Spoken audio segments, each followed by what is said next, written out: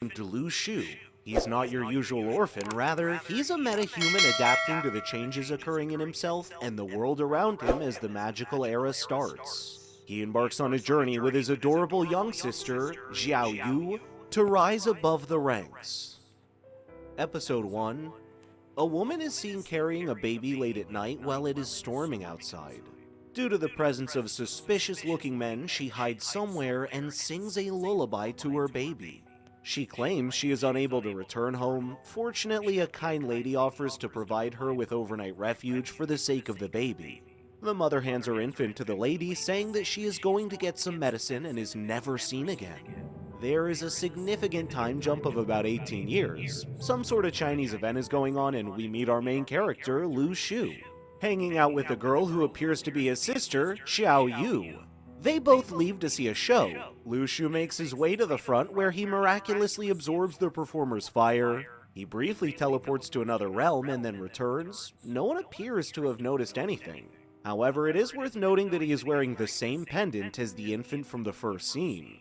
Lu Shu is confused about the performer and his abilities. When the event is over, his sister wants to meet the performer so they may learn fire skills from him and try to make money from it. They sneak behind the scenes and observe a crime scene. A tranquilizer is fired at the performer. Lu Shu and his sister panic and are apprehended. The agents explain that the act is unapproved, which is why they are interrogating the performer, but Lu Shu is skeptical. He makes the typical, quote, "We were looking for the restroom" excuse, and the agents let them leave. As soon as they go outside, they are approached by a mystery person named Zhe Wei, who inquires about what happened backstage. Lu Shu ignores him while walking past him as if he doesn't exist. He examines the entire incident and comes to the conclusion that the fireman was using powers, which enraged a certain group. Lu Shu wants to figure out what's going on, but his line of thought is interrupted by Xiao Yu. She apparently escaped from an orphanage and is now living with Lu Shu, so they are not related. According to the news, people with superpowers are appearing everywhere. Meanwhile, Lu Shu walks outside to grab some instant noodles for a whining Xiao Yu.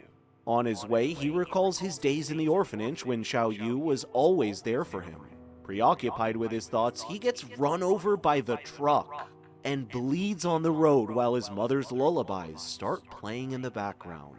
His body levitates in the air while his necklace illuminates. A surge of power travels through his entire body, and he awakens as if nothing had occurred. He feels no pain and wonders whether he has gained superpowers or something. He then casually goes into the grocery store with his face covered in blood, and he discovers that every time he instills unpleasant feelings in the other person, his score rises as if he were playing an RPG. He gives the noodle to Xiao Yu and heads to the shower. A menu page appears before his eyes and takes him to a different universe where the lullaby starts playing again. He realizes he has really hit the jackpot. Later that night, he learns that someone ignited a fire in the city center. He leaves the house on instinct and encounters some men in black. However, he is afraid because now that he has abilities, he knows he is on their radar as well. Episode 2. Fortunately, he is smart enough to know how to put on a dumb face. His excuse works just like the last time. Once home, Lu Shu wonders why his instincts led him to the rooftop where those guys were headed, as if he can feel them. Back home, Xiao Yu refuses to believe that Lu Shu has any superpowers. In his room, he wonders why he has no proof of his power. From the scores he had gathered so far, he buys another item that looks like some sort of spiritual energy. He eats it, gets teleported into another universe like usual, and returns with a new ability unlocked. He tests it out and realizes that he can lift his entire bed with just one hand, which makes him determined to earn more points. The next day, Lu Shu sells eggs to make money. Some of his classmates arrive to awaken people, and currently Lu Shu is at rank F. However, he couldn't care less about ranks as long as he can make more points. Suddenly they hear the news that a boy from 7th grade, Li Qi, has unlocked superpowers. He had a fight with a teacher, and now he's on the roof threatening to push a faculty member down. Owing to his smart and quick thinking, Lu Shu distracts Li Qi while the police rescued the poor staff member.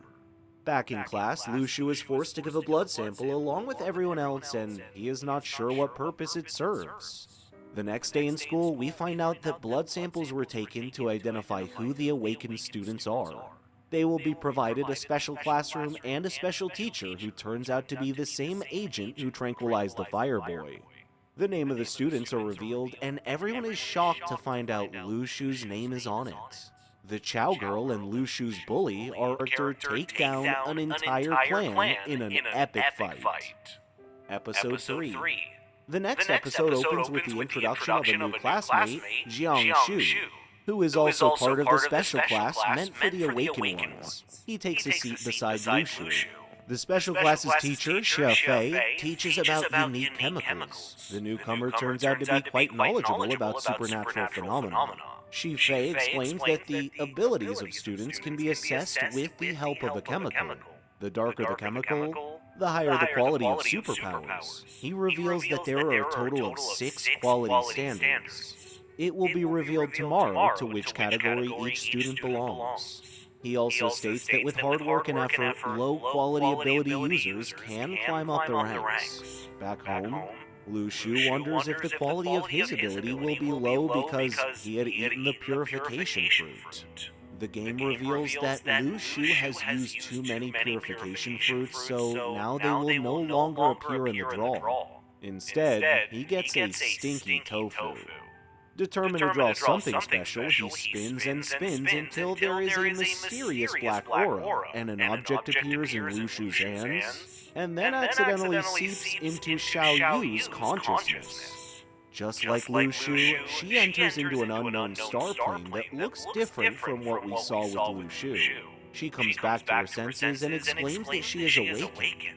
Lu Shu hopes his ability will make cash someday, or something better than stinky food.